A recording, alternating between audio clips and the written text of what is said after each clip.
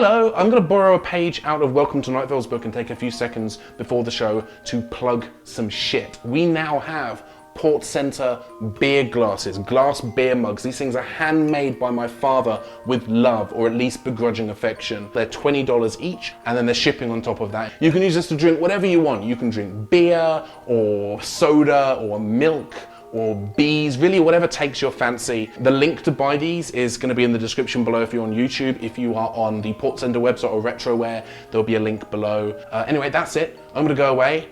Enjoy the show.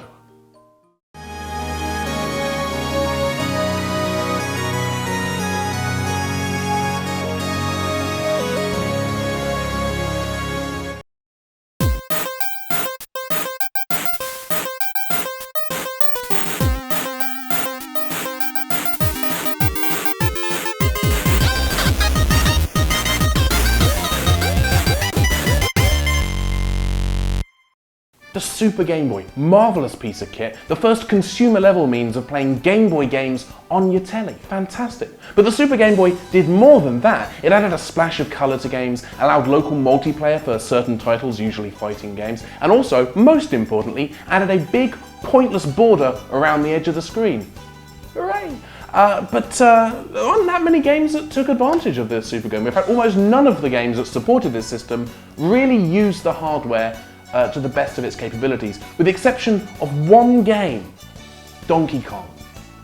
This port was the launch title for the Super Game Boy back in 1994, the killer app if you're the sort of person who likes to use bullshit nonsense terms, and because it was developed with the Super Game Boy in mind, it does a lot of really cool stuff with the hardware. But before we get to that, let's talk about the part of the game that's, well, the game part.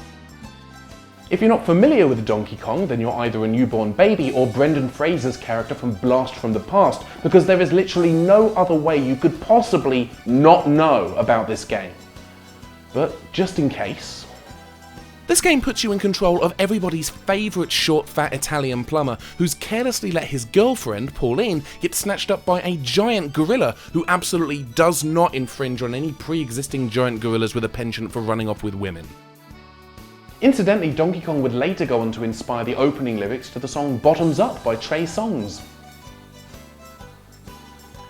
You can Google that if you didn't get the joke. I'm not going to wait for you, but you can pause the video and then come back when you've searched for it. Songs is spelt with a Z at the end, in case you're wondering. The goal of each screen is to reach the top so you can stand next to your lady friend and stare at her until Donkey Kong realises you're not actually rescuing her and takes her up to the next level. You progress further up the building through 4 different areas until you reach the peak, knock Donkey Kong off his pedestal and save the day, only to have to do it all over again, only slightly harder because it's an arcade game from the early 80s and it just can't let you be happy, can it? The first home version was developed in 1982 under license by Coleco and was bundled with their console, the ColecoVision. The game also appeared on a number of other home computers of the time, including the Intellivision, the Commodore 64 and various models of Atari, but in 1983 Nintendo made their own port as a launch title for the Famicom, and that's the version most people will be familiar with, seeing as it's the only one Nintendo have let anybody play for the last 30 bloody years.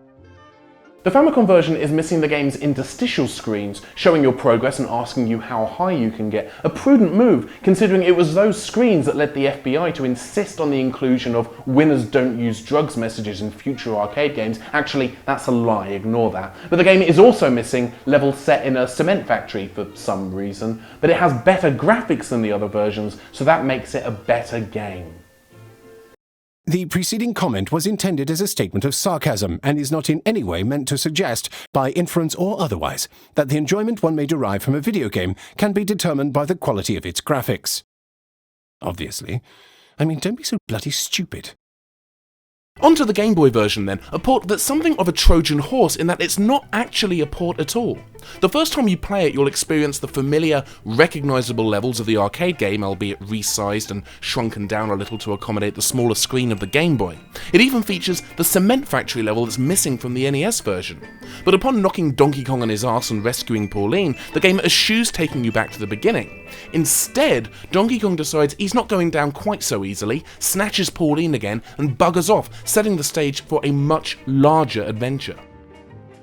At this point, you're playing an entirely different game, and it shifts from being a straightforward handheld port of an arcade game to a surprisingly fun, wonderfully challenging puzzle platformer. Each level has a simple goal: pick up the key and bring it to the door, picking up Pauline's stuff on the way for a bonus.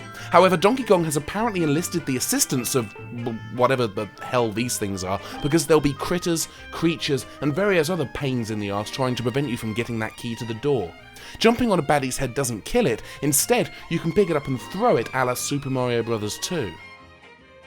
It's an unexpected treat that borrows elements from Donkey Kong and Donkey Kong Jr., as well as one or two of the Mario games, to produce something entirely new and frankly much better than a straightforward port of the original. It's challenging, it's fun, and it builds from the original delightfully in a way that if you don't see it coming, catches you entirely off guard. And I love that. I genuinely love that. And I don't know why more ports of arcade games haven't taken the same tactic, done something to build from the source material rather than just slapping the original game onto a new system and calling it a day. That masterful transition from arcade classic to brand new adventure alone is enough to make it one of my favourite ports ever, but that's not all, because this title is one of a handful of games that actually makes exceptional use of the Super Game Boy accessory, probably because as a launch title for the accessory, it had to show off the capabilities of the thing.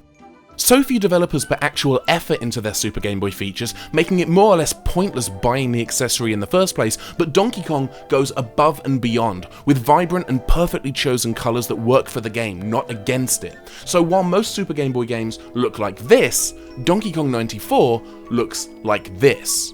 Beautiful, isn't it? The Super Game Boy is the definitive means of playing this game. It's still a fun game and a brilliant port, but on the Super Game Boy, it pops, and it's almost a completely different experience from playing it on a proper Game Boy. Or, as it turns out, a Game Boy Color or an Advance or the Game Boy Player, all systems which actually have colour screens, and yet none of these bloody things bother to pull the colour data from the Super Game Boy cartridges. Why wouldn't Nintendo let these systems with their vibrant colour screens access the colour palette data from the Super Game Boy code? Who knows? But it's nowhere near as frustrating as the decision to release the game for the Virtual Console on the 3DS and only let you play it in 4-colour monochrome classic Game Boy colours. That is incredibly frustrating. It is a tremendous missed opportunity, and I sincerely hope that someone at Nintendo got fired for that decision. But even so, it's still a fantastic game, an exceptional port, and I cannot recommend it enough. Find someone who's selling it and buy it from them.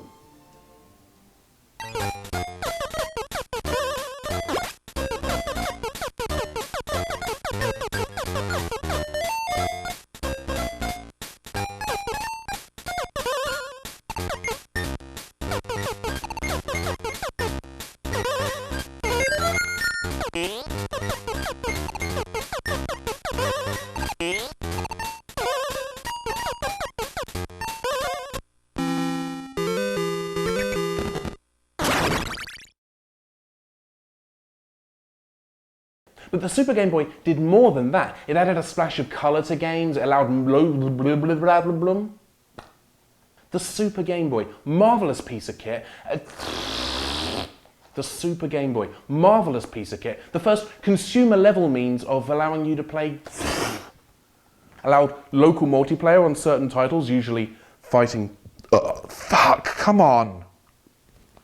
The Super Game Boy, fantastic piece of kit. The first consumer level means of playing Game Boy. I'm drooling, I'm actually drooling. What the hell is wrong with me?